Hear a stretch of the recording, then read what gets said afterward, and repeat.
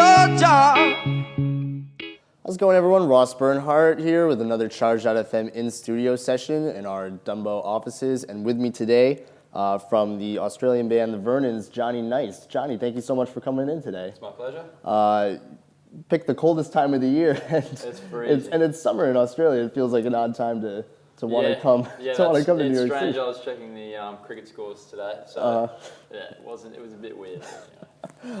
So you guys are from Queensland, from the Gold Coast, and I've heard this described about other Australian bands as an Australian rock band in particular that they were decidedly Australian sounding. But is there a specific sound that relates to Australian rock and roll?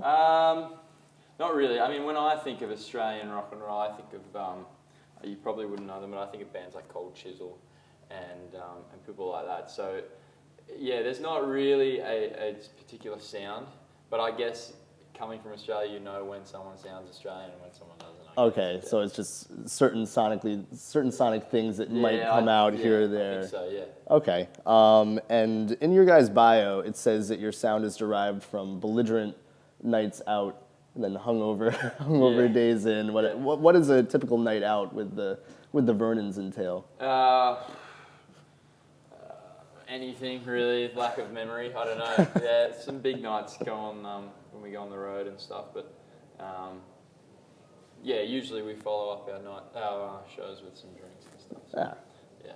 I don't know who threw that in there, but yeah, it's pretty true. It's a catchy line either way. Yeah, that's true. It's good marketing. That's true as well. Yeah, and the end of that is also from your parents' old vinyls. So what kind of bands and albums were influential for you and the rest of the band growing up in your formative years?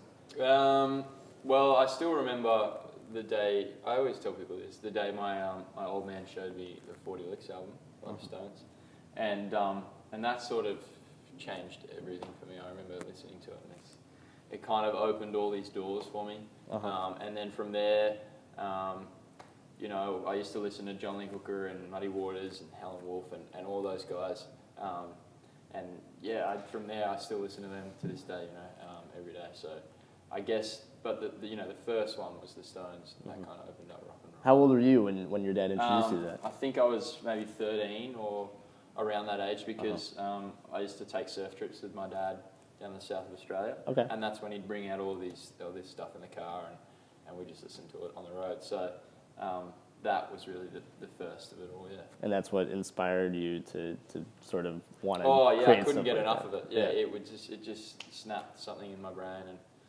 yeah, it was something else. So yeah, from there. So how different is it for you guys as a band gaining traction in the U.S. as opposed to Australia? Are there different things culturally in the music scenes as far as getting and gaining exposure and Yeah, a little bit. The U.S. is a lot different in the sense that it's such a big market, and it's the hardest to crack in the world, no doubt. And it's so big, there's so many different avenues you can really go down anyway.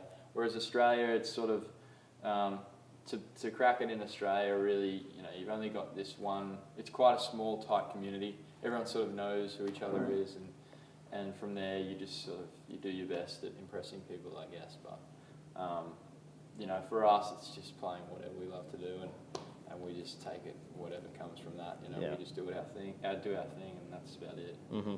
Are there any differences you've seen, like having played shows in the U.S. and Australia, just in the way that your music is received? No, I mean I only played a couple of acoustic things here and there in the States. We haven't got the whole band over, and I'd love to. I really would, because I think because of the blues and stuff that we play.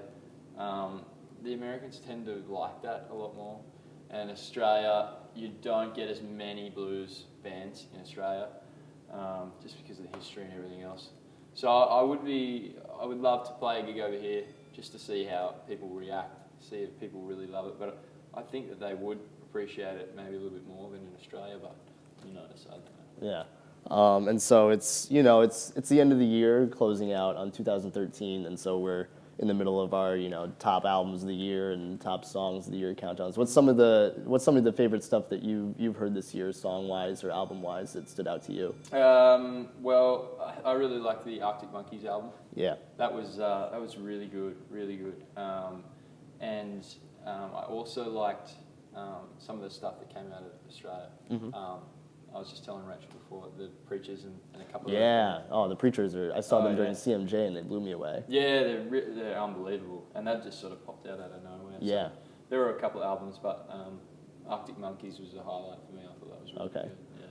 Yeah, they were right up there for me too. I think I had them number 11 on my list. Yeah, Something like that. Yeah. Shameless plug for Yeah. my own content. No, it's good. Yeah, and Tame Impala, they came out with an album this year they too, were really right? good. Yeah, they killed the Arias back home, but Yeah.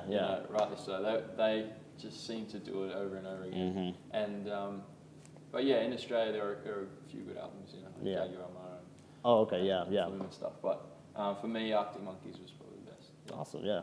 And so, what's coming up for you guys as a band in the new year that we should look forward to? We got Volume 2 coming out, which is our second EP. Okay. And that'll feature more of the same, just blues and stuff like that, just doing what we want to do. And I think that'll be 6 tracks, hopefully. So, yeah, that's about it. That's what we're planning for, and then a tour around Australia. All right, and then hopefully building off from that into a feature length, full length, and then... an LP, yeah. We haven't made any specific plans for that, but hopefully we get this next EP done, then a tour around Australia, and then might look for another album, or maybe come over here for some stuff or whatever. Awesome, yeah. I hope you guys get to make the trip in full. Yeah, it would be good. It would be good, yeah. But yeah, no plans as yet.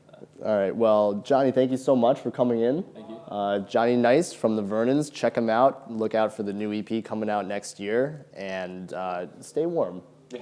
Or at I'll least try. At least I'll try do my to. best. Yeah. So for Jonny Nyst, I'm Ross Bernhardt. Thanks again, everyone.